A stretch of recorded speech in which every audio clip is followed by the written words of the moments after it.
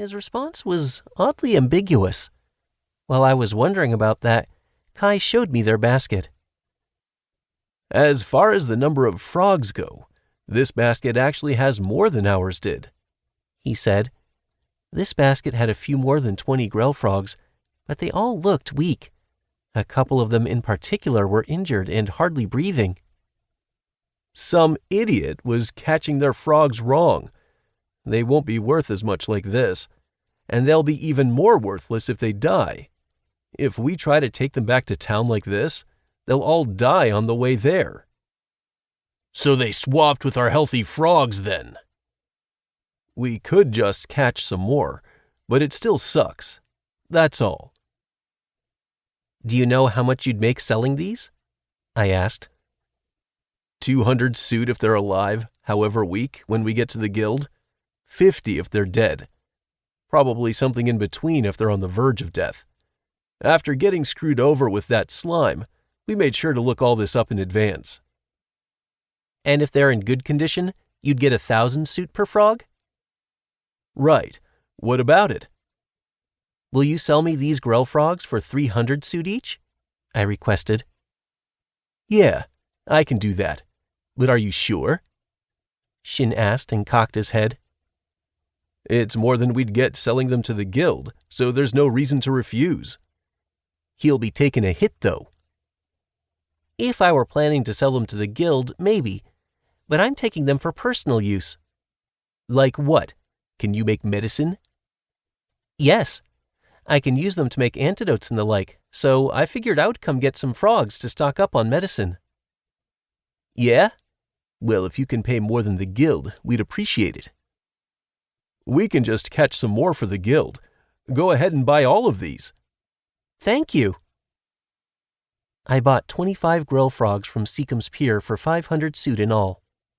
You're something else. I wondered about this when you bought that slime for a small gold coin. You've got a lot of money to shell out. Considering all the business his store gets, it's no wonder. You've been to my store? Yeah, we were just planning on a trial run at first, but it was really cheap, quick, and great for our clothes, so we've been frequenting the place. Especially over the past few days, just to clean this sludge off. I was surprised to see how useful those slimes could be. At least they're good for something. It'll be tough not having that laundromat around when we go back home, though. Could you open a branch in our town? I could talk the fishing guild into giving you a good location. We discuss opening new branches sometimes, but it's too early for that right now. I guess you can't just open new stores on a whim, huh? But if you do want a branch in Seacom, get in contact with us. We could at least help you find a location. We don't typically leave our village, unless it's to visit a village nearby. Should be easy enough to get in contact with us. If we use our connections in the fishing guild, maybe we could get you a better place than the merchants guild could. Thank you. I'll keep that in mind. We came to a nice mutual agreement, thankfully. I parted ways with them and finally headed for the mine. Arriving at the mine, the first order of business was to let my slimes and lemur birds outside so they could play around. With that done, I dug a hole in the side of a random tunnel to set up some living space, as well as a medicine mixing room. My shelves and furniture were made of stone, but that was good enough for now. I called my bloody slime and cleaners over to process the grell frogs. The weak ones had to be taken care of quickly, and I still had grell frogs from a couple days ago sitting in water tanks in my dimension home. They were healthy when I caught them, so they could survive for at least a week. The average medicine man would take advantage of that time to process the frogs as cautiously as possible, but thanks to my slimes, I didn't need to take it slow. First, I drew a separation magic circle off to the side of the room, then set up as many stone containers as I would need for all the parts I was cutting the frogs into.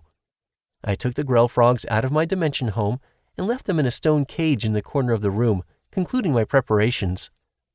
I decided to start with the frogs I bought that day.